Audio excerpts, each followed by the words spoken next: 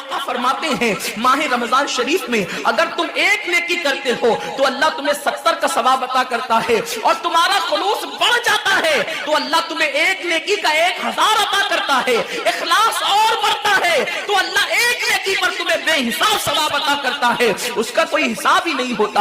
आक़ाए करीम रऊफ़ुर रहीम सल्लल्लाहु अलैहि वसल्लम फरमाते हैं ये माह रमजान क्या है। अल्लाह के महबूब मुस्तफ़ा करीम सल्लल्लाहु अलैहि वसल्लम माह रमजान शरीफ के रोज़ों की अहमियत बयान करते हुए फरमाते हैं कि माह रमजान शरीफ का एक रोज़ा अगर कोई छोड़ दे और फिर सारी जिंदगी उसके बदले में रोज़ा रखे तो सारी जिंदगी के रोज़े उस एक माह रमजान के रोज़े के बराबर नहीं हो सकते। ये माह रमजान शरीफ के रोज़े को फजीलत हासिल है, और अल्लाह के हबीब सल्लल्लाहु अलैहि वसल्लम फरमाते हैं जो माह रमजान शरीफ में इबादत करके अपनी बख्शिश नहीं करवा सकता, अपनी मग़फ़िरत नहीं करवा सकता, फिर उसको कभी मौका नहीं मिलता कि वो अपनी मग़फ़िरत का सामान करे। आक़ाए करीम सल्लल्लाहु अलैहि वसल्लम फरमाते हैं कि साल भर तक माह रमजान शरीफ के लिए जन्नत को आरास्ता किया जाता है, जन्नत को सजाया जाता है, जन्नत को संवारा जाता है। और आक़ाए करीम सल्लल्लाहु अलैहि वसल्लम फरमाते हैं बड़ी बड़ी आंख वाली हूरें अल्लाह की बारगाह में अर्ज़ करती है मेरे करीम हमें उनकी दुल्हन बनाना जो माह रमजान शरीफ में तेरी इबादत करते हैं, हमें उनके निकाह में देना जो माह रमजान शरीफ की रातों को जग करके तुझे मनाने की कोशिश करते हैं। आक़ाए करीम सल्लल्लाहु अलैहि वसल्लम फरमाते हैं अगर कोई बंदा माह रमजान में जिना से बचे, शराब से बचे, झूठ से बचे, किसी को तोहमत लगाने से बचे और माह रमजान शरीफ का एहतराम करते हुए गुनाहों से बचे तो अल्लाह तबारक व ताला हर रात के बदले, रमजान शरीफ की हर रात के बदले 100 हूरों के साथ उसका निकाह फरमाएगा। यानी 30 रातें हैं तो 30 हूरों के साथ उसका निकाह होगा। और आक़ाए करीम सल्लल्लाहु अलैहि वसल्लम फरमाते हैं माह रमजान शरीफ का एहतराम जो करे और एहतराम माह रमजान में जो लगवियात और खुराफात को तर्क कर दे, जो गुनाहों को छोड़ दे, ज़िना को, शराब को, झूठ को, बोहतान तराशी को छोड़ दे, आका फरमाते हैं उस रमजान शरीफ का एहतराम करने वाले के लिए अल्लाह ने जन्नत में एक ऐसा महल बनाया है। उस महल का हाल ये है कि दुनिया के सारे अव्वलीन और आखिरीन यानी आदम से लेकर आखिरी आने वाले तक, इंसान तक, अगर सारे उस महल के अंदर दाखिल हो जाए तो भी उस महल की इतनी ही जगह वो लेंगे जितनी की बकरे की रान आप किसी मकान के अंदर रखते हैं। तो बकरे की रान कितनी जगह घेरती है, बस तमाम अव्वलीन और आखिरीन उस महल के अंदर इतनी ही जगह घेरेंगे। यानी वो महल इतना बड़ा अल्लाह ने बनाया है और वो महल सिर्फ उनके लिए है जो माह रमजान के एहतराम में गुनाहों को तर्क कर देते हैं, गुनाहों को छोड़ देते हैं। मेरे आका सल्लल्लाहु अलैहि वसल्लम के प्यारे दीवानों, लेकिन अफसोस हम और दिनों की तरह माह रमजान शरीफ की रातों को ज़ाय कर देते। ताजिरों का सीजन आता है तो ताजिर पहले से तैयारी करते हैं कि इस सीजन के अंदर मैंने मालदार बनना है, इतना माल मैंने कमाना है कि फिर मैंने सारे साल घर में बैठ करके खाना है। टेलर लोग तैयारी करते हैं ईद के मौके पे इतनी मेहनत करेंगे रात दिन कि साल भर अगर कोई कस्टमर ना भी आए तो वो घर बैठ के आराम से खा सके। कपड़े वाले सोचते हैं कि सीजन आएगा, जो भी सीजन उनका आता है इतना कमाएंगे कि साल भर बैठ के खाएंगे। लोगों जैसे कपड़ों का सीजन आता है, टेलरों का सीजन आता है, फलों का सीजन आता है, एक सीजन नेकियों का भी आता है, एक सीजन मग़फ़िरत का भी आता है, एक सीजन जन्नती बनने का भी आता है, एक सीजन अल्लाह को राजी करने का भी आता है। अरे ये क्या कम है।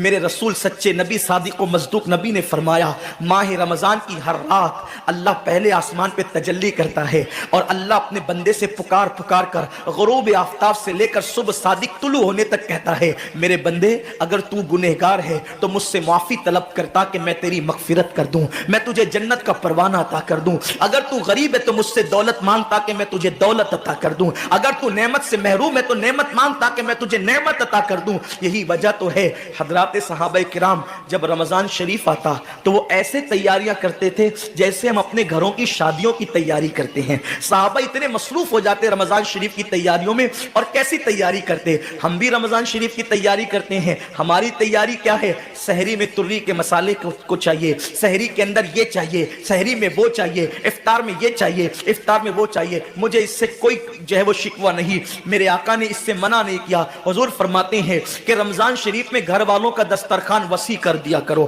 گھر والوں پہ زیادہ خرچ کیا کرو, اس لیے کہ جو گھر والوں پہ رمضان شریف میں خرچ کرتا ہے اللہ اس کو اپنی راہ میں خرچ کرنے کا ثواب عطا کرتا ہے. اور فاروق اعظم فرماتے ہیں جو رمضان شریف میں کشادگی کرے گھر والوں پر اللہ اسے جہاد میں خرچ کرنے کا ثواب عطا کرتا ہے. مجھے اس سے کوئی شکوہ نہیں. لیکن صحابہ کی تیاری کیا ہوتی تھی؟ جب رمضان شریف آتا صحابہ اپنے بستر کو باندھ دیا کرتے تھے.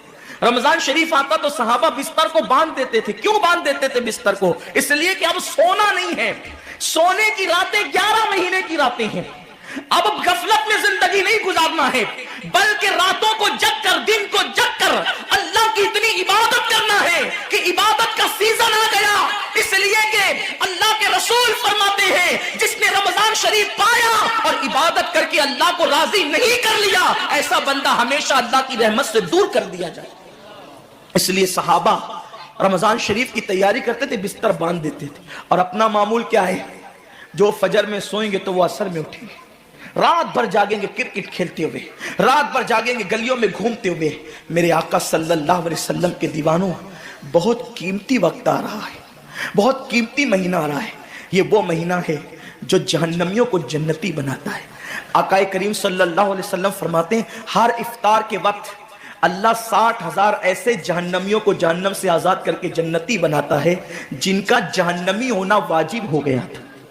اور ایک مقام پہ فرماتے 5 لاکھ جہنمیوں کو ہر افطار کے وقت جہنم سے آزاد کیا جاتا ہے. اور اسی پہ بس نہیں, حضور فرماتے ہیں جب شب جمعہ آتی ہے ماہ رمضان کی, جمعرات کا سورج غروب ہوتا ہے تو جمعہ کا سورج غروب ہونے سے پہلے تک ہر سیکنڈ میں 5 لاکھ جہنمیوں کو جہنم سے آزاد کیا جاتا ہے. اور جب جمعہ کا آخری وقت آتا ہے, آخری ساعت آتی ہے, میرے کریم آقا فرماتے ہیں جمعرات کا سورج غروب ہونے سے لے کر جمعہ کا سورج غروب ہونے تک ہر لمحے میں جو 5 لاکھ کو آزاد کیا گیا تھا, اب آخری سیکنڈ میں جو غروب کا وقت ہوتا ہے جتنے آزاد کیے گئے تھے اتنوں کی تعداد کے برابر اس آخری ساعت کے اندر اللہ اپنے جہنمی بندوں کو جہنم سے آزاد کر دیتا ہے.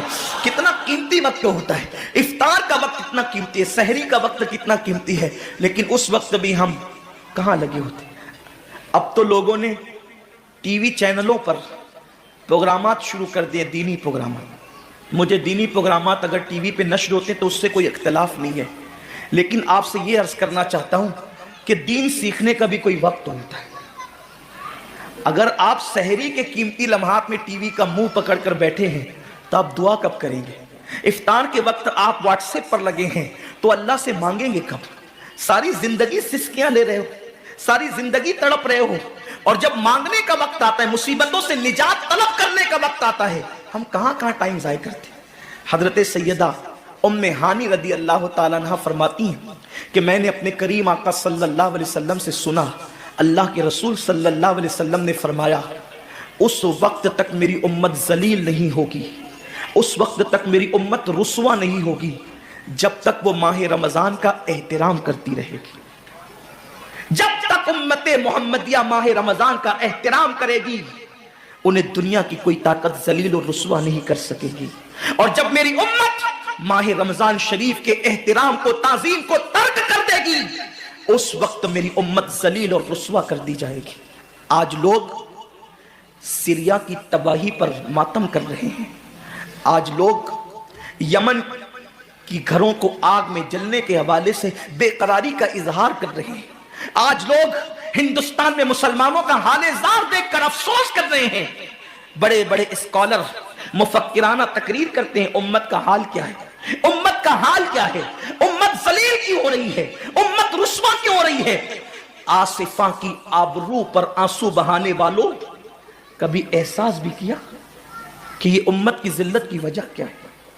ایک ننھی سی آصفہ کی اگر آبرو جاتی ہے تو وہ کشمیر کے کسی ننھی سی بچی کی آبرو نہیں گئی بلکہ پوری امت محمدیہ کی آبرو سے کھیلا گیا.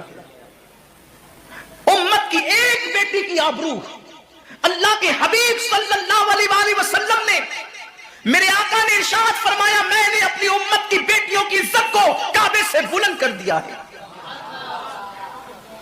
وہ دنیا کی اور قومیں ہوگی جو اپنی بیٹیوں کی آبرو کا نیلام کر کے اپنے تخت و تاج کے لیے سامان کرتی ہے، ان کی عزت کی حفاظت کرنا جانتی ہے.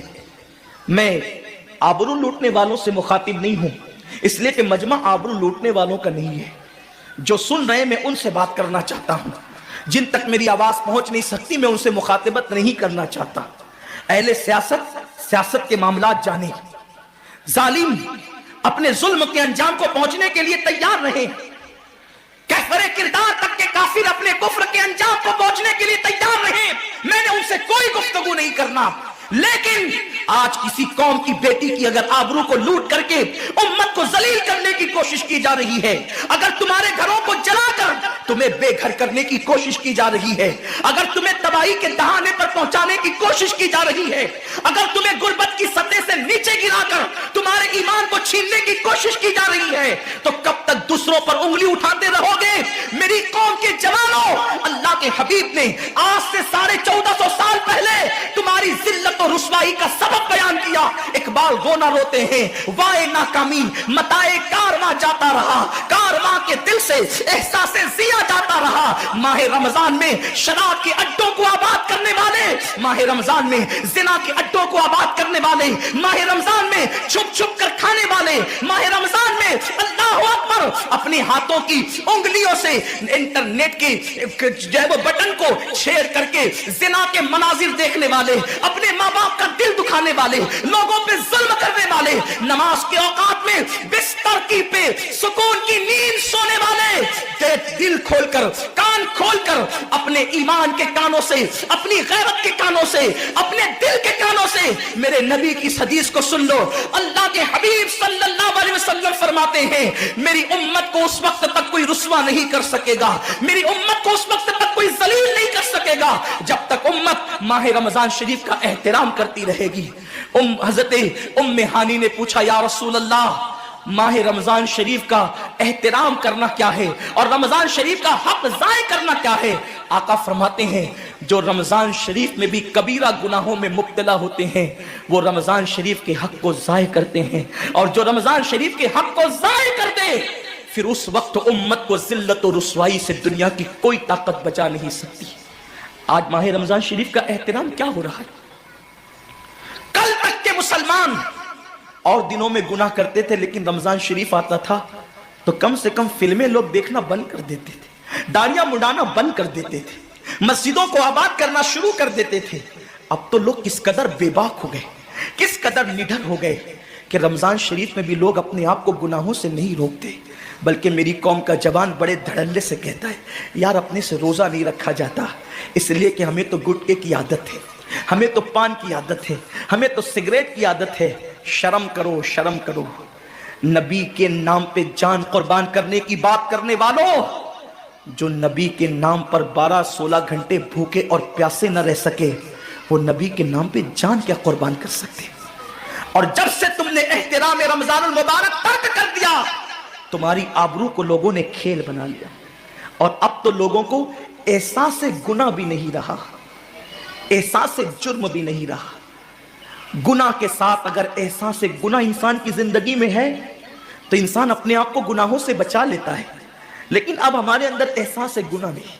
اب تو ہم گناہ کو ہنر سمجھتے ہیں، اب تو ہم گناہوں کو فیشن سمجھتے ہیں.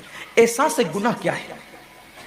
اگر انسان گنہگار ہو اور احساس گناہ بھی ہو تو وہ ایک نہ ایک دن سدھر جاتا ہے، وہ ایک نہ ایک دن سنور جاتا ہے. ہمارے پاس احساس گناہ ختم ہو گیا. آئیے بتاؤں احساس گناہ کتنی قیمتی چیز ہے.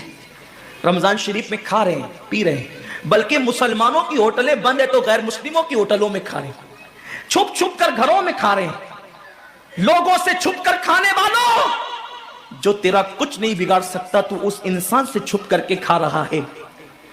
جو خدا تجھے سزا دے گا کیا تو اس کی نگاہوں سے بھی چھپ سکتا ہے؟ اور روزے بھی کیا روزے رہ گئے. اب تو روزے بھی رسم بن گئے. جو روزے رکھتے ہیں رمضان شریف میں ان کو روزہ رکھنے کی عادت ہے, وہ روزے کو عبادت نہیں سمجھتے. جو روزہ عادت بن جائے وہ نجات نہیں دلا سکتا, جو روزہ عبادت بن جائے وہ نجات دلا سکتا. ایک تو روزے کی عادت ہے اور ایک تو روزہ عبادت ہے. روزہ عادت اور عبادت میں فرق کیا ہے؟ عادت یہ سب نے رکھا ہم بھی رکھ لیں, یہ عادت ہے. نہ رکھیں گے تو کیا جواب دیں گے, یہ عادت ہے.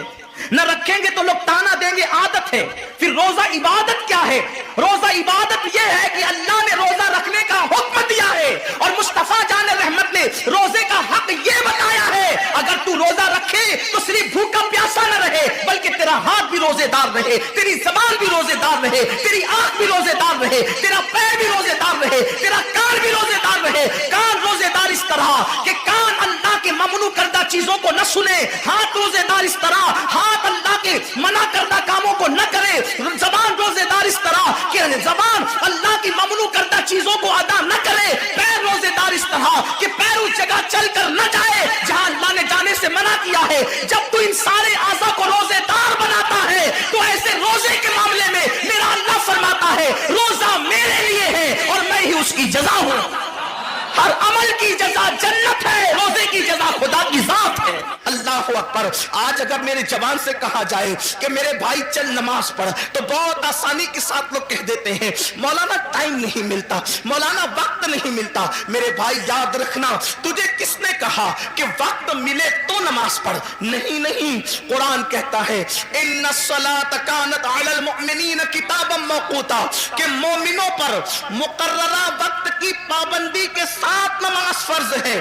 یعنی وقت ملے تو نماز نہیں, پہلے نماز پڑھو پھر وقت ملے تو دوسرے کام کرو. ہم پر پہلے نماز فرض کی گئی ہے. اور انقلاب کیسے آئے گا, تبدیلی کیسے آئے گی؟ یاد رکھنا, جب اللہ تبارک و تعالی کسی قوم سے مدد کا ہاتھ اٹھا لیتا ہے تو پھر وہ قوم تباہ اور برباد ہو جاتی ہے, وہ قوم تباہی کے دہانے پر پہنچ جاتی ہے. کیا آپ کو نہیں پتا؟ اللہ اکبر. سیدنا فاروق اعظم رضی اللہ تبارک و تعالیٰ عنہ, ان کو شہید کرنے کے لیے ان پر حملہ کیا ہے فیروز نامی ایک شخص نے, ایک مجوسی نے, اور زخموں سے خون بہ رہا ہے, زخموں سے خون رس رہا ہے. ایسے عالم میں فاروق اعظم تیمم کرتے ہیں اور تیمم کر کے اٹھ کر کے کھڑے ہوتے ہیں. کسی نے کہا امیر المومنین پورا وجود لہو لہان ہے اور آپ نماز کی تیاری کر رہے ہیں. فاروق اعظم فرماتے ہیں میں نے انہی کانوں سے اپنی آنکھوں کی ٹھنڈک مصطفیٰ جان رحمت سے سنا ہے کہ جس نے نماز چھوڑ دی اس کا دین میں کوئی حصہ نہیں, اس لیے کہ نماز دین کا ستون ہے. آپ مجھے بتائیں نا, آج اللہ اکبر اگر آپ کے گھروں سے دھواں اٹھ رہا ہے, اگر آپ کے گھروں کو جلایا جا رہا ہے یا تمہیں گھر سے بے گھر کیا جا رہا ہے تو تھوڑی دیر تصور تو کرو, جو قوم اللہ کے گھر کو ویران کر دے کیا اس قوم کے گھروں کو ویران نہیں کیا جائے گا؟ مجھے بتاؤ, تمہارے گھروں پہ بلڈوزر چل رہے ہیں تو تمہیں اتنی تکلیف ہو رہی ہے, برسوں سے تم نے اللہ کے گھروں کو ویران کیا ہے. کبھی یہ تو سوچا ہوتا؟ یاد رکھنا, میں کسی کی حمایت یا مخالفت کرنے نہیں آیا, لیکن میری قوم کے جوانوں ہزاروں کی تعداد میں یہاں جو ٹھاٹے مارتا وہ سمندر موجود ہے, اللہ کی عزت کی قسم اگر محسوس کر لے کہ ہم نے اللہ تبارک و تعالیٰ کے ساتھ کتنی جفا کی ہے, جس نے ہمیں ماں کے پیٹ کے اندر خوبصورت شکل عطا فرمائی, پیدا ہونے سے پہلے ماں کے سینے میں ہمارے لیے غذا پیدا فرمائی, ماں کے دل میں ممتا پیدا کی, باپ کے دل میں شفقت پیدا کی, زمین کا فرش بچھایا, آسمان کا شامیانہ تانا, اتنی نعمتیں دی, اتنی قوتیں دی, اتنی عزتیں دی, چلنے کی طاقت اس نے دی, بولنے کی طاقت اس نے دی, حسن و جمال اس نے دیا, کھانے پینے کی قوت اس نے دی, اس نے سب کچھ دیا. دوستوں کے لیے وقت ہے, بیوی کے لیے وقت ہے, بچوں کے لیے وقت ہے, بھائیوں کے لیے وقت ہے, سب کے لیے وقت ہے, حتیٰ کہ اپنے کتوں کو ٹہلانے کے لیے وقت ہے, حتیٰ کہ چڑیا کوے پالنے کے لیے وقت ہے, حتیٰ کہ طوطا مینا کو دینے کے لیے وقت ہے. لیکن وہ خدائے وحدہ لا شریک جس نے ساری نعمتیں عطا کی ہے اس کے لیے 10 منٹ کا ٹائم نہیں. سن لو, حالات اس سے بھی بدتر ہوں گے, حالات اس سے بھی زیادہ بگڑیں گے اگر ہم نے اپنے آپ کو بدلنے کی کوشش نہیں کی. کوئی پناہ دینے والا نہ ہوگا, کوئی مدد کرنے والا نہ ہوگا. اللہ اکبر. فرمایا گیا جب مسجدیں تعمیر کی جاتی ہے, جب مسجدیں بنائی جاتی ہے اور اس میں نماز ادا کرنے کے لیے لوگ نہیں آتے, تو رات کی تاریکی میں مسجد اللہ کی بارگاہ میں عرض کرتی ہے, مولا جس نے مجھے ویران کیا تو ان کے گھروں کو ویران کر دے. ہمارے گھر ویران کیوں نہیں ہوں گے؟ ہمارے گھروں سے آگ کے دھوئیں کیوں نہیں نکلیں گے؟ ہمارے گھروں کو زمین بوس کیوں نہیں کیا جائے گا؟ اس لیے کہ ہم نے برسوں سے اللہ کے گھروں کو ویران کر دیا. جمعہ کی 2 رکعت کے سوا ہمارے نامہ اعمال میں ہے کیا؟ ایک جمعہ کی 2 رکعت. مسلمانوں کی 95% آبادی نماز کے لیے نہیں. رمضان المبارک کا حال یہ ہے, تراویح سے لوگ غائب. اتنی رکعتیں مولانا کیسے پڑھیں گے؟ دوستوں کے ساتھ گھنٹوں کھڑے رہ سکتے ہو اور رب کی بارگاہ میں کھڑے نہیں رہ سکتے. جن کے لیے, جسم کو بنانے کے لیے ہم برابر وقت نکال لیتے ہیں. میں اپنے جوانوں سے کہتا ہوں بالکل جم کرو, وقت نکالو, لیکن یہ بھی کہتا ہوں جسم بنانا ہے تو جم جاؤ, اور اگر قبر کے کیڑوں سے جسم کو بچانا ہے تو مسجد میں آؤ. سبحان اللہ, سبحان اللہ. جم جاؤ گے تو جسم بنے گا, مسجد میں آؤ گے تو جسم قبر میں بچے گا.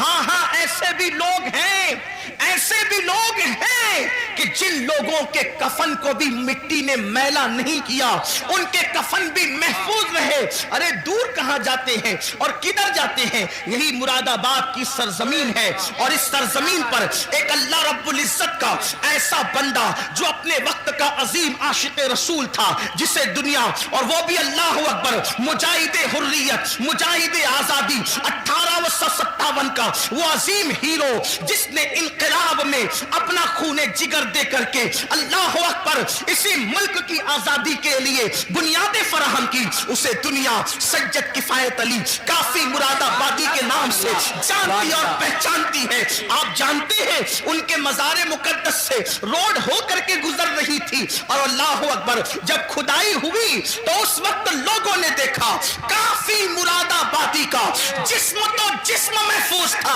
لیکن کفن کو بھی مٹی نے میلا نہیں کیا تھا. سبحان اللہ, کس کی زندگی ہے؟ اللہ اکبر, یہ اللہ کے وفادار لوگوں کی زندگی ہے, یہ اللہ اور رسول کے وفادار لوگوں کی زندگی ہے. کافی مراد آبادی کا ذکر آیا تو ایک بات میں اپنے جوانوں کو بتانا چاہتا ہوں, اس لیے کہ یہ مراد آباد کے قریب کا علاقہ ہے, بلکہ مراد آباد کا ایک حصہ ہے. تھوڑا سا یاد رکھنا, ہم نے اپنے اسلاف کو بھلایا. میرے پیارے آقا علیہ السلام کے پیارے دیوانوں, ہم بہت عشق رسول کی بات کرتے ہیں, ہم بہت محبت رسول کی بات کرتے ہیں, لیکن بڑی معذرت کے ساتھ بڑے بڑے علماء موجود ہیں, حضرت مفتی صاحب قبلہ بھی یہاں موجود ہے. اگر میں غلطی کروں, حالانکہ میرا کوئی علمی معیار نہیں, میرے تقوی کا کوئی معیار نہیں, میں آپ سب سے زیادہ گنہگار ہوں, علمی حیثیت بھی میرے پاس کچھ نہیں, لیکن میں آپ کے سامنے یہ بات رکھنا چاہتا ہوں, جتنا ہم عشق رسول کا دعویٰ کر رہے ہیں اتنا عشق مصطفیٰ میں ہم کمزور ہیں. یاد رکھنا, جس دن مسلمان سچا عاشق رسول بن جائے, ہم نعرے والے عاشق بنے,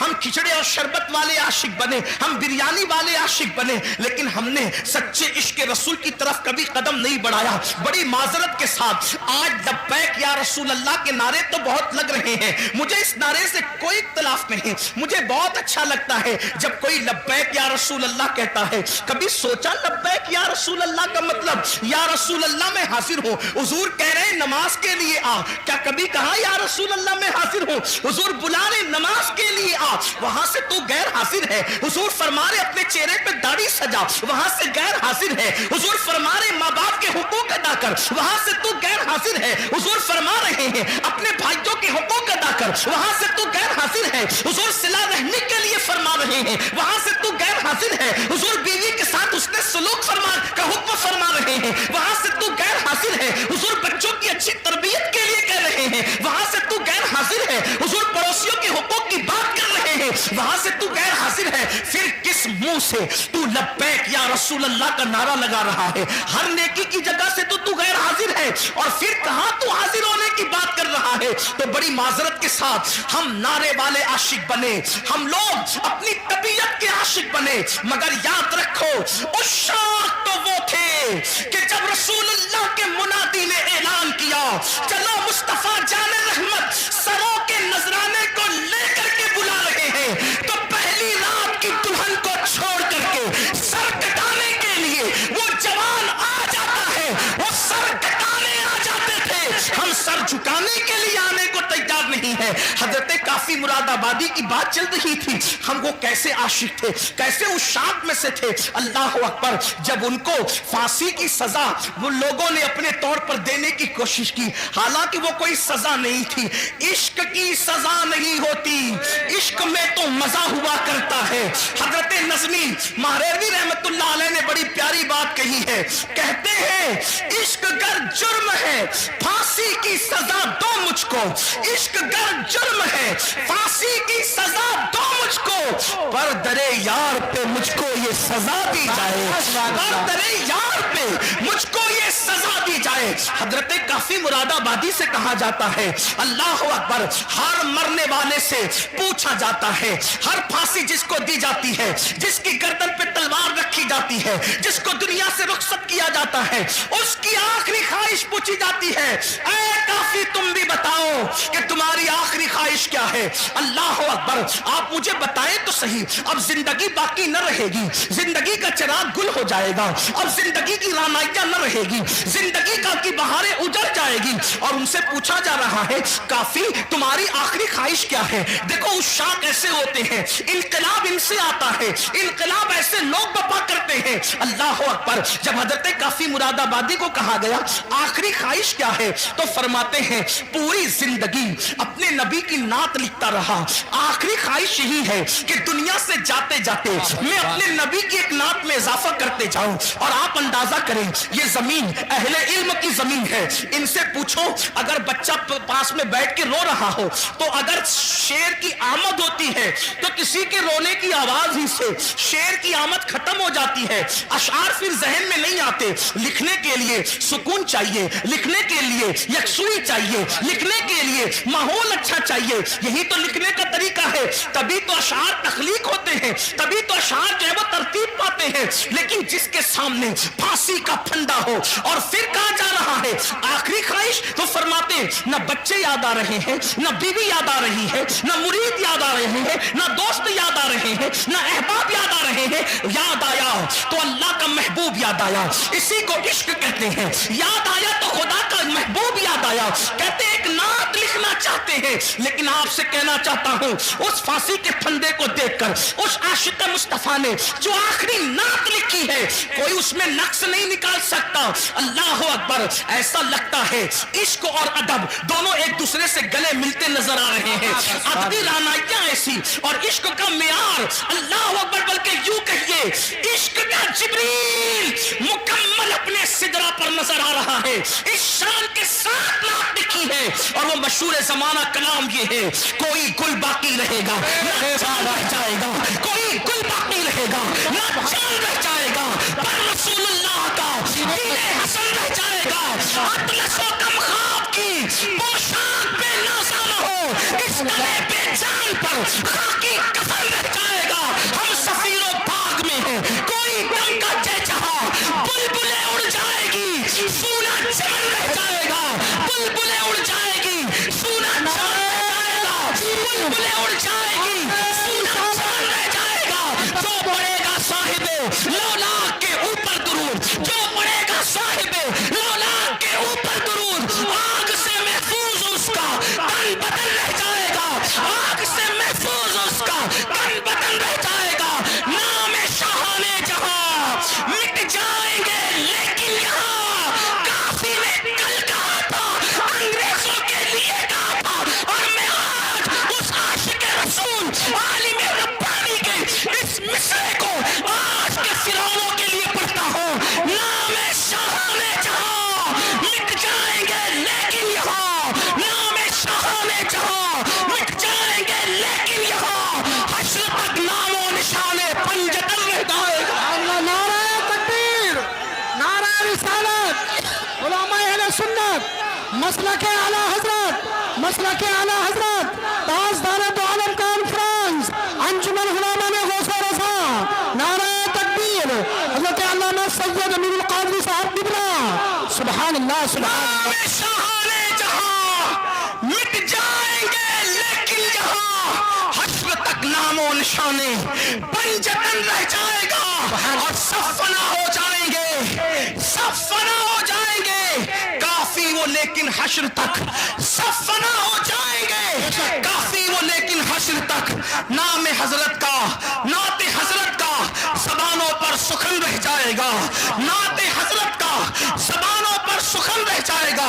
جب کافی نے یہ نعت لکھی، انگریز جل بلا گیا، تیش میں آ گیا، کہا اس کو اب آسانی سے مرنے نہیں دیں گے، اس کو صرف پھانسی کی سزا نہیں دیں گے، اس کے دل و دماغ میں عشق کا سودا اتنا سمایا ہے، اب اس کو بہت درد اور دکھ دے کر کے ماریں گے۔ یہ ہمارے بزرگوں کی قربانیاں آج کے تناظر میں دیکھو، آج کے ظلم و زیادتی کے ماحول میں دیکھو، کافی کو کہاں آسانی سے نہیں ماریں گے اور دکھ دے کر کے ماریں گے۔ دکھ کیا دیں گے؟ اس زمانے میں جو استریاں ہوتی تھی وہ کوئلے کی ہوتی تھی، اندر کوئلے ڈال کر اس کو گرم کیا جاتا تھا۔ حضرت کافی مراد آبادی کو کوئلے کی استری کے اندر کوئلے ڈال کر جب آگ دہکائی گئی تو کافی کے بدن پر وہ استری چلائی گئی، جسے آپ آئرن کہتے ہیں، جسے پریس کہتے ہیں، وہ استری حضرت کافی کے بدن پہ گرم گرم چلائی گئی۔ جب کافی کے بدن پہ گرم گرم چلائی گئی، ادھر وہ استری چل رہی تھی اور ادھر عالم بیداری میں کافی کے سامنے مصطفیٰ جان رحمت کا جلوہ موجود۔ سبحان اللہ سبحان اللہ۔ اللہ کے رسول حالت بیداری میں کافی کو اپنے جلوہ دکھا رہے تھے۔ کافی رو پڑے اور کہتے آقا میں نے دیر کر دی، کاش مجھے معلوم ہوتا یہ صدمہ اٹھا کر آپ نظر آتے ہیں تو میں اس طرح چلوانے میں اتنی دیر کیوں کرتا، یہ کام میں پہلے کر دیا ہوتا، یار پہلے نظر آ جاتا۔ آپ اندازہ فرمائیں، لیکن کسی کے دل کے تار مدینے کی سرکار سے اتنے مضبوطی سے جڑے تو ہوں کہ پھانسی کا پھندا دیکھ کر بھی انہیں مصطفیٰ جان رحمت یاد آئے، حضور کا ذکر یاد آیا۔ بڑی معذرت کے ساتھ ہم عشق رسول کا دعویٰ تو کرتے ہیں، لیکن حضور ہمیں کب یاد آتے ہیں؟ ان کو پھانسی کا پھندا دیکھ کر بھی حضور یاد آ رہے ہیں، حضور کو وہ وہاں بھی نہیں بھولے، پھانسی کا پھندا دیکھ کر بھی نہیں بھولے۔ آپ سے پوچھتا ہوں حضور ہمیں کب یاد آتے ہیں؟ آقا ہمیں کب یاد آتے ہیں؟ جب چہروں سے داڑیاں منڈا کر گٹروں میں پھینکنے کی تیاری کرتے ہو تب آقا یاد آتے ہیں، نرم نرم گڈوں پر لیٹ کر جب گندی فلمیں دیکھتے ہو تب آقا یاد آتے ہیں، اللہ اکبر، جب چوریاں کرتے ہو تب آقا یاد آتے ہیں، جب سود کے دھندے کرتے ہو تب آقا یاد آتے ہیں۔ بتاؤ حضور ہمیں کہاں یاد آتے ہیں؟ جو قوم اپنے نبی سے یوں جفا کرے، جو قوم اپنے نبی سے یوں بے وفائی کرے، جو قوم اپنے نبی کے دل کو نشتر لگائے، یاد رکھنا تمہارے چہرے پہ چلنے والے وسطرے تمہارے چہرے پر اتنی تکلیف نہیں پہنچاتے جتنا قبر انور میں مصطفیٰ جان رحمت کے دل کو تکلیف پہنچاتے ہیں۔ جو قوم سجدوں کو ترک کر کے، جو قوم مسجدوں کو ویران کر کے قبر انور میں مصطفیٰ جان رحمت کا دل دکھائے، اس قوم کو عزت کی سانس لینا نصیب ہوگی، اس قوم کو وقار نصیب ہوگا، اس قوم کو عزت نصیب ہوگی۔ سن لو، ہم کسی مردہ نبی کے ماننے والی قوم نہیں، ہم اس نبی کو مانتے ہیں جس کے بارے میں بریلی کے تاجدار نے کہا تو زندہ ہے واللہ، زندہ ہے واللہ، میرے چشم عالم سے چھپ جانے والے ہمارے آقا زندہ ہے، اور صرف زندہ نہیں بلکہ ہماری جانوں سے زیادہ قریب ہیں۔ اور بتاؤ جب آقا ہماری جانوں سے زیادہ قریب ہیں، اللہ اکبر، جب ایک بیٹا اپنے ہاتھ میں شراب کی بوتل لیتا ہے تو اس کے ماں کا دل کتنا دکھتا ہے، تو شراب کی بوتل بیٹے کے ہاتھ میں دیکھ کر جتنا ماں کا دل دکھتا ہے اس سے زیادہ شراب پینے والے کو شراب پیتا دیکھ کر مصطفیٰ جان رحمت کے دل کو تکلیف پہنچتی ہے۔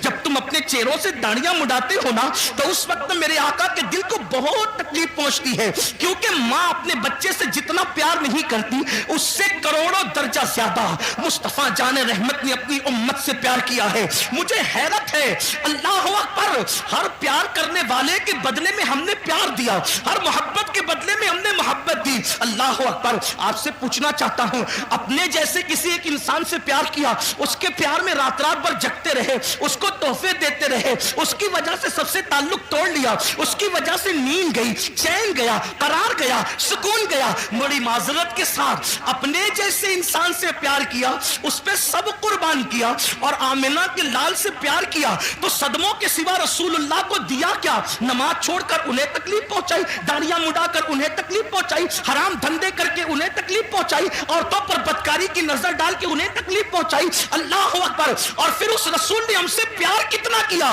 ہم تو 1400 سال کے بعد پیدا ہونے والے تھے, ہماری پیدائش سے 14 صدیاں پہلے جس نے ہمارے گناہوں کو یاد کر کے رب کی بارگاہ کے اندر مغفرت کی دعائیں کی.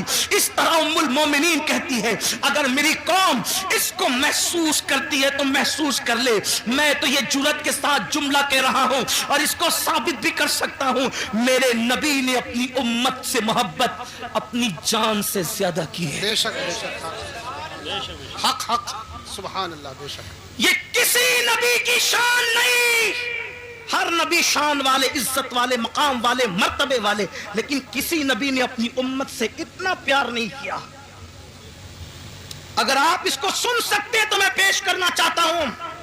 محسوس کرو میری قوم کے جوانوں, حضرت نوح کی قوم نے جب نوح کو ستایا تو نوح نے کہا مولا ان کو ہلاک کر دے, ڈبا دے ان کو, ایسا طوفان بھیج کے یہ غرق ہو جائے, ان کا کوئی نہ بچے. یہی ہوا. حضرت لوط کو قوم نے ستایا, لوط علیہ السلام نے عرض کی مولا ان پہ پتھروں کی برسات کر دے.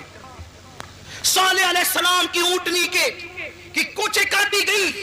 صالح علیہ السلام نے قوم کے لیے دعائے ضرر فرمائی, ہلاکت کی دعا فرمائی, مولا انہیں ہلاک کر دے, اور ہو گئی وہ قوم ہلاک. ان کی پوری داستان قرآن میں موجود ہے. جی.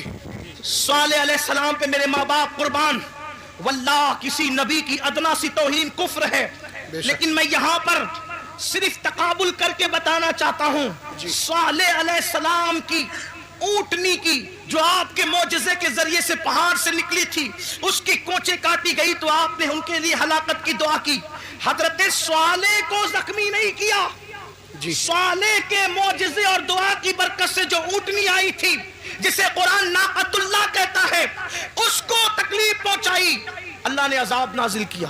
لیکن اب دوسری طرف میرے آقا کو دیکھو, ہمارے نبی کو دیکھو. سب نبی شان والے, سب عزت والے, سب ہمارے آقا, سب ہمارے مولا, لیکن اپنے نبی جن کی وجہ سے ہم نے ان سارے نبیوں کا پتہ پایا, سبحان اللہ, طائف کی وادیوں کے اندر, طائف کی وادیوں میں جی میرے آقا اللہ کا پیغام لے کر پہنچے. کوئی ساتھ نہیں, کوئی ساتھ نہیں, آقا اللہ کا پیغام لے کر کے پہنچے. وہاں کے مالداروں سے, سرداروں سے ملاقات کی, کہا کہ اللہ نے نبی بنا کر کے بھیجا. تو ان بدبختوں نے جواب دیا کیا تو ہی ملا تھا اللہ کو نبی بنانے کے لیے؟ معاذ اللہ, اس طرح کی گستاخانہ باتیں ان بدبختوں نے کی.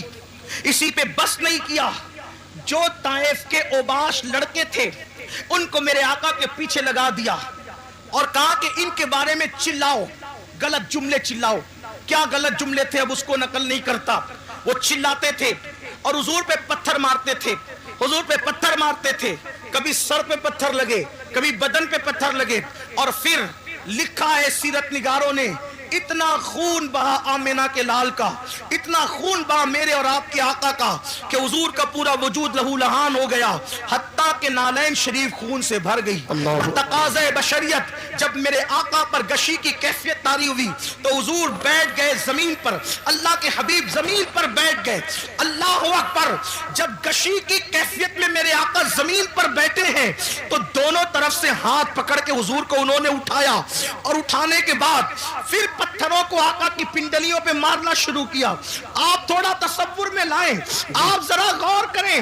اللہ اکبر. مراد آباد والوں, عشق مصطفیٰ کا دعویٰ کرنے والوں, غلامی رسول میں موت بھی قبول ہے کا دعویٰ کرنے والوں, مسلمانوں ذرا اپنی نبی کی محنتوں کا احساس کرو. یہ اذانیں ہمارے گھر تک آسانی سے نہیں پہنچی, یہ دین ہمارے گھر تک آسانی سے نہیں پہنچا, یہ قرآن جو اس پہ دھول تائے بتائے جمتی جا رہی ہے اتنی آسانی کے ساتھ ہمارے گھروں تک نہیں پہنچا. ان قربانیوں کو تو دیکھو. آپ کیا سمجھتے ہو چاند کے ٹکڑے ہوئے اور دین پھیل گیا, سورج پلٹا اور دین پھیل گیا. چاند کے ٹکڑے ہونا برحق ہے, سورج کا پلٹنا برحق ہے, مگر سن لو یہ جو دین پھیلا ہے صرف معجزات دکھا کر نہیں, معجزات سے زیادہ حضور کی محنتوں سے پھیلا ہے. اور وہ محنتیں کس ٹائپ کی ہے, وہ محنتیں کس انداز کی ہے. آقا علیہ السلام پہ گشی کی کیفیت ہے, میرے نبی پر گشی کی کیفیت ہے, اور دونوں طرف سے ہاتھ پکڑ کے اٹھایا جاتا ہے اور پنڈلیوں پہ پتھر مارے جاتے ہیں. ابھی پنڈلی پر کوئی چیز لگے نا, اسے پنڈلی کہتے ہیں. یہاں پہ گوشت کم ہوتا ہے. اللہ اکبر, حضور علیہ السلام کو یوں مارا جا رہا ہے. اللہ اکبر, غیرت اللہ تبارک و تعالیٰ کی غیرت جوش میں آتی ہے جیسا کہ اس کی شان ہے. اور پھر اللہ بلبل سدرا سجد الملائکہ جبریل امین کو بھیجتا ہے.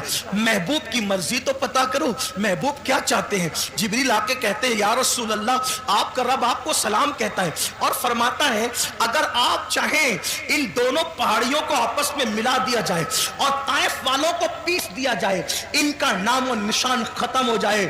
اس وقت میرے نبی نے کہا تھا جبریل کن کے لیے, کلمہ پڑھنے والوں کے لیے نہیں, نعت پڑھنے والوں کے لیے نہیں, تعریف کرنے والوں کے لیے نہیں, حضور کی محبت کا اظہار کرنے والوں کے لیے نہیں, نفرت کرنے والے, پتھر مارنے والے, حضور کا مذاق اڑانے والے. جب ان پر عذاب آ رہا تھا اور محبوب کے حکم کا انتظار تھا جبریل کو کہ محبوب کہتے کیا ہیں, تو آقا نے فرمایا جبریل میرے اللہ سے کہہ دیں کہ اللہ نے مجھے رحمت بنا کر بھیجا ہے. یہ مجھ پر ایمان نہیں لاتے, توجہ, یہ مجھ پر ایمان نہیں لاتے, لیکن میں امید کرتا ہوں کہ ان کی آنے والی نسلیں مجھ پر ایمان لائے گی. اور آقا علیہ السلام نے کہا اللہم اہدی قومی, اے اللہ میری قوم کو ہدایت عطا فرما. جو کافروں کے لیے بھی اس طرح ہلاکت کی دعا نہ کرے اور ان سے محبت کا یوں اظہار کرے. اس آقا کو اپنی ایمان والی امت سے پیار کتنا تھا, بس اتنا. اپنی بات سمیٹ لو اس لیے کہ مجھے احساس ہو رہا ہے کہ آپ دیر سے بیٹھے اور وقت بھی مکمل ہونے کے قریب ہے. شاید 12 بجے تک کا ٹائم تھا اور اب 12:30 سے بھی زیادہ تجاوز ہو رہا ہے. لیکن ایک بات عرض کرتا ہوں, محسوس کرنا, گھر جا کے سوچنا, سب کی محبتوں کا احساس کیا, سب کی محبتوں کا. حضور نے اپنی جان سے زیادہ ہم سے پیار کی, ہماری ماں ہم سے اتنا پیار نہیں کر سکتی. میری قوم کے ان جوانوں کو میں کہتا ہوں رات رات بھر فلم دیکھنے والے, اگر تو فلم دیکھ رہا ہے تو میری ان باتوں کو گھر جا کر سوچنا. نرم نرم گدوں پر لیٹ کر کے زنا کے مناظر دیکھنے والے, اگر تو دیکھ رہا ہے تو ذرا یہ سوچنا, غور کرنا, سوچنا, غور کرنا کہ جس نے اپنی جان سے زیادہ ہم سے پیار کیا, پوری رات ہمارے لیے مغفرت کی دعائیں کی. جب مغفرت کی دعائیں کرنے کھڑے ہوتے تھے تو پیر سوج جاتے تھے. ام المومنین اما عائشہ کہتی ہے ایسا لگتا تھا کہ جیسے پیر پھٹ جائیں گے اور اس سے خون نکلنے لگے گا. میں کہتی تھی یا رسول اللہ بس بھی کیجئے, اللہ آپ کی امت کو بخش دے گا. تو آقا فرماتے ہیں عائشہ میری امت بہت گنہگار ہے. اللہ اکبر. ام المومنین کہتی ہے ایک دن میں نے حضور کو دیکھا کہ بیٹھ کر کوئی نماز پڑھ رہے ہیں, بیٹھ کر. میں نے اس کی آقا آپ بھی بیٹھ کے نماز پڑھنے لگے؟ تو آقا فرماتے عائشہ میری امت کے غم نے مجھے بوڑھا کر دیا, میری امت کے غم نے مجھے بوڑھا کر دیا. آپ مجھے بتاؤ ہر ایک کو محبت کے بدلے میں محبت دینے والوں, نبی کو محبت کے بدلے میں صدمے کے سوا اس امت نے دیا کیا ہے؟ آپ کہتے ہیں لوگ ہم سے نفرت کر رہے ہیں, کیوں نہ لوگ نفرت کریں, ہم نے نبی کو بدلے میں کیا دیا. میرے آقا کی محبت کا احساس کر سکتے ہو؟ صاحب معارج لکھتے ہیں, صاحب معارج اپنی کتاب میں لکھتے ہیں جس کا مفہوم پیش کر رہا ہوں. ایک مرتبہ سیدہ کائنات مخدومہ کائنات سیدہ فاطمہ الزہرا اپنے بابا کے پاس آئی اور آ کر کے عرض کرنے لگی بابا آپ اللہ کے قرب خاص میں پہنچے, قاب قوسین کی منزلوں پر پہنچے. آقا اللہ نے آپ سے جو باتیں کی نہ اللہ نے بتائی نہ کبھی آپ نے بتائی. اللہ تو بس اتنا ہی کہتا ہے فَأَوْحَى إِلَىٰ عَبْدِهِ مَا أَوْحَى کہ جو وحی کرنی تھی اپنے بندے خاص پہ کی. کوئی اس کی وضاحت نہیں کیا کی, کیا باتیں کی, کیا راز کی باتیں ہوئی. بابا آپ تو بتائیں نا کہ اللہ نے آپ سے راز کی کیا باتیں کی, آپ بتائیں. ارشاد ہوا فاطمہ تم نے پوچھا ہے اس لیے بتاتا ہوں, مگر ایک ہی بتاؤں گا, سب نہیں. صرف ایک بات بتاتا ہوں, جو باتیں ہوئی کعبہ قوسین میں پہنچ کر جو باتیں ہوئی, ایک بات تمہیں بتا دیتا ہوں. سیدہ نے پوچھا بابا کیا؟ ارشاد ہوا میری بیٹی جب میں کعبہ قوسین کی حدوں میں پہنچا, کعبہ قوسین کی حدوں میں پہنچا, کہہ سکتے ہیں وہاں تو عرف طرف ہی نہیں, وہاں تو دوئی کی جگہ ہی نہیں, یوں کہہ لیں کہ جلوے ظاہر لمعے باطن میں فنا ہوا, ذل ذات عین ذات میں فنا ہو گئی. بندہ ملنے کو قریب حضرت قادر گیا, لمعے باطن میں گمنے جلوے ظاہر گیا. ابھی بھی دنیا سوچ رہی کون گیا کون گیا کون گیا, اور قیامت تک کے یہی سوچتی رہے گی کون گیا کون گیا کون گیا. لیکن اس کو محبت کا امام کہتا ہے وہی ہے اول, وہی ہے آخر, وہی ہے ظاہر, وہی ہے باطن, اسی کے جلوے, اسی سے ملنے, اسی سے اس کی طرف گئے. سبحان اللہ. نعرہ تکبیر, نعرہ رسالت, مسلک اعلی حضرت تاجدار دو عالم کانفرنس, سرزمین پیپلسانہ, سرزمین پیپلسانہ, حضور سید صاحب قبلہ. اسی کے جلوے, اسی سے ملنے, اسی سے اس کی طرف گئے تھے. تبارک اللہ شان تیری تجھی کو زیبا ہے بے نیازی. کہیں تو ہو جوش لن ترانی, کہیں تقاضے وصال کے تھے. کمال امکان کے جھوٹے نقطوں, تم اول آخر کے پھیر میں ہو. محیط کی چال سے تو پوچھو کدھر سے آئے کدھر گئے. سبحان اللہ سبحان اللہ. لوگوں کو ابھی تک حیرت ہے کہ وہ وہاں گئے کیسے, وہاں گئے کیسے. میں نے کہا جانے پہ کیوں تجھے ٹینشن ہے, ہمیں تو اب تک یہ حیرانی ہے کہ وہ آئے کیسے تھے. تجھے جانے کا حال تجھے پریشان کرتا ہے, ہمیں آنے کا حال پریشان کرتا ہے. کیوں؟ اس لیے کہ اپنے گھر جانا یہ حیرت نہیں ہوتا, اپنے گھر سے واپس آ جانا یہ حیرت کی بات ہوتی ہے. ارے وہ تو آئے کہاں سے تھے. جگہ جگہ قرآن بار بار کہتا ہے هو الذی ارسل رسولہ بالہدی ودین الحق. یہ اصلا بتا رہے تھے آئے کہاں سے, آئے کہاں سے تھے. ان کا رسول ہونا بتا رہے, وہ آئے کہاں سے تھے. قد جاءکم من اللہ نور, من اللہ من اللہ من اللہ. کوئی چھوٹا سا عربی کا طالب علم بھی کہے یہ من اللہ کیا ہوتا ہے. جی جی جی جی کیا تو بات. جب من اللہ گیا, من اللہ آئے, من اللہ, تو اگر گئے اللہ تو کیا تکلیف ہے, جی کیا تکلیف ہے. لیکن بہرحال میرا عنوان وہ نہیں عرض کر رہا تھا. سیدہ کائنات نے پوچھا بابا کیا باتیں ہوئی. ارشاد ہوا بیٹی جب میں قرب خاص میں پہنچا تو میرے اللہ نے مجھ سے 70,000 بار کہا. سبحان اللہ. بات اس پہ مکمل کرتا ہوں, گھر جا کے سوچنا. اس پہ میں کوئی تبصرہ نہیں کروں گا ابھی صرف وقت کی قلت کی وجہ سے, لیکن گھر جا کے سوچنا اور پھر سوچنا کہ دنیا ہم سے نفرت کیوں کر رہی ہے. جی ظالمو. اچھا بولوں, مجھے پتا تھا کہ 12 بجے ختم ہو. نہیں حضرت بولیے بولیے. بڑی مہربانی نوازش, اللہ آپ سب کو سلامت رکھے.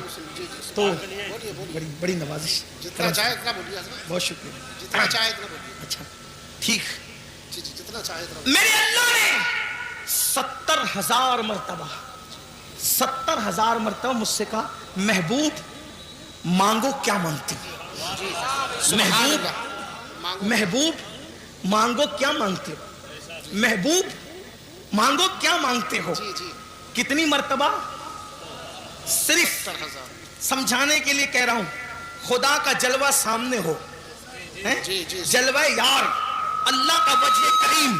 حالانکہ ہم پھر کہتا ہوں آمنے سامنے دائیں بائیں آگے پیچھے کی بات نہیں کرتے, لیکن صرف آپ کو سمجھانے کے لیے کہہ رہا ہوں. ہمارا تو عقیدہ یہ ہے کہ کیف کے پر جہاں جلے, کوئی بتائے کیا کہ یوں جہاں کیف کے پر جلتے ہیں بلبل سدرا کو تک پتہ نہیں کہ وہاں ہوا کیا ہے. میرے امام کہتے ہیں گنچ جو چٹکے تھے ماں اوہا دنا کے باغ میں سبحان اللہ گنچ جو چٹکے تھے ماں اوہا دنا کے باغ میں بلبل سدرا تک اس کی بو سے بھی محرم نہیں سبحان اللہ جبریل کو بھی پتہ نہیں چلتا وہ حضور کی معراج ہے دائیں بائیں آگے پیچھے کی بات نہیں لیکن صرف سمجھانے کے لیے خدا کا وجہ کریم دیکھ رہے ہیں اللہ کا وجہ کریم دیکھ رہے ہیں خدا کا جلوہ دیکھ رہے ہیں اور جلوہ دیکھتے ہوئے خدا فرما رہا ہے جلوہ دکھاتے ہوئے محبوب مانگو کیا مانگتے ہو مانگو کیا مانگتے ہو مانگو کیا مانگتے ہو مانگو کیا مانگتے ہو سبحان اللہ تو سیدہ فاطمہ الزہرا مچل گئی کہا بابا پھر آپ نے کیا کیا مانگا کیا بات ہے جب اس نے 70 بار کہا کہ 70,000 بار کہا کہ مانگو کیا مانگتے تو آپ نے کیا کیا مانگا آقا فرماتے بیٹی وہ جب جب کہتا مانگو کیا مانگتے ہو تو ایک ہی جواب دیتا میری امت کو بخش دی سبحان اللہ سبحان اللہ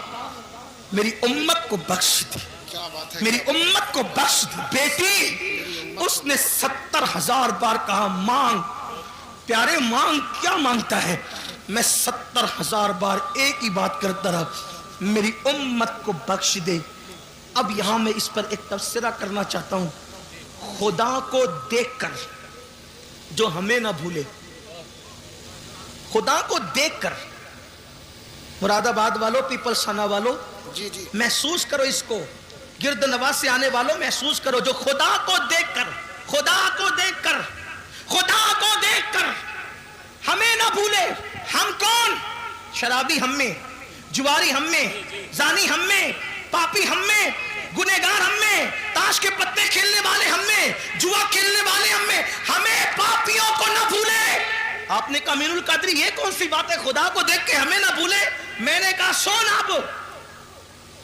لوگ کعبہ دیکھ کر وطن بھول جاتے ہیں کیا بات ہے کیا بات ہے دماغ میں منصوبہ لے کر جاتے کہ یہ مانگوں گا اللہ سے یہ مانگوں گا اللہ سے یہ اللہ کی عزت کی قسم جب میں پہلی مرتبہ گیا اور میری نظر کعبے میں پڑنے والی تھی میں نے دماغ کی فہرست میں اتنے نام لکھے تھے اتنی حاجتیں لکھی تھی مگر میرا اللہ جانتا ہے کہ جب کعبے پہ نظر پڑی تو میری زبان نہ کھل سکی میں تو یہ سوچ رہا تھا کہ میں خواب دیکھ رہا ہوں یا میں حقیقت میں ہوں اللہ اکبر لوگ کعبہ دیکھ کر کے اپنی حاجتیں بھول جاتے ہیں وطن بھول جاتے ہیں لیکن یہ رب کعبہ کو دیکھ کر اپنی پاپی امت کی مغفرت کا سوال کرتے ہیں کتنا پیار دوسری بات اہم بات کی طرف آئیے اللہ کو دیکھ کر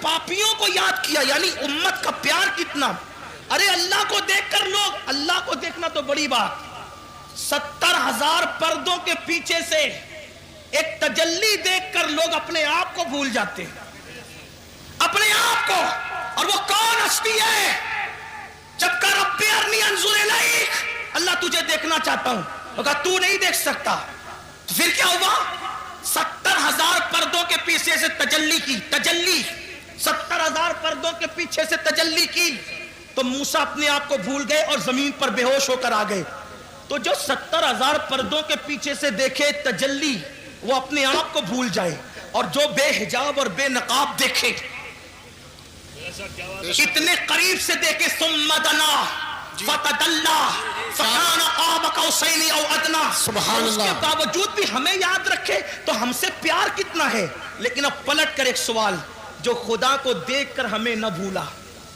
ہم پاپیوں کو خدا کو دیکھ کر ہمیں نہ بھولا ہم فلموں میں اس کو بھول گئے فلم دیکھ کر اس کو وہ خدا کو دیکھ کر ہمیں نہیں بھولے ہم فلموں میں دیکھ کر فلموں میں گھوم کر ان کو بھول گئے گم ہو گئے فلموں میں وہ خدا کو دیکھ کر ہمیں نہیں بھولے میری قوم زنا کے اڈوں پر جا کر انہیں بھول گئی کیا ہوگا تباہی نہیں ہوگی حل کیا ہے حل ایک ہی ہے بس ایک جس کا دل دکھا کر یہ مصیبتیں مول لی ہے اسے خوش کرو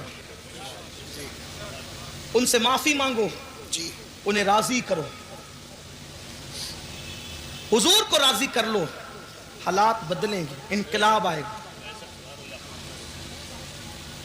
اور ہمیں ڈرنے کی مایوس ہونے کی کوئی ضرورت نہیں یاد رکھنا مسلمانوں اچھی طرح یاد رکھنا، حالات کہیں بھی کچھ بھی، پوری دنیا کی بات کر رہا ہوں میں، اپنے ملک کی کسی بات نہیں کر رہا، پوری دنیا کہیں کچھ ہو، چڑیا کوے نہ بنو، عقاب بنو عقاب. ہاں کوئی ڈرنے کی ضرورت نہیں. ہم لنگڑے لولے اندھے بہرے خدا کی عبادت نہیں کرتے، ہم رب محمد کی عبادت کرتے ہیں.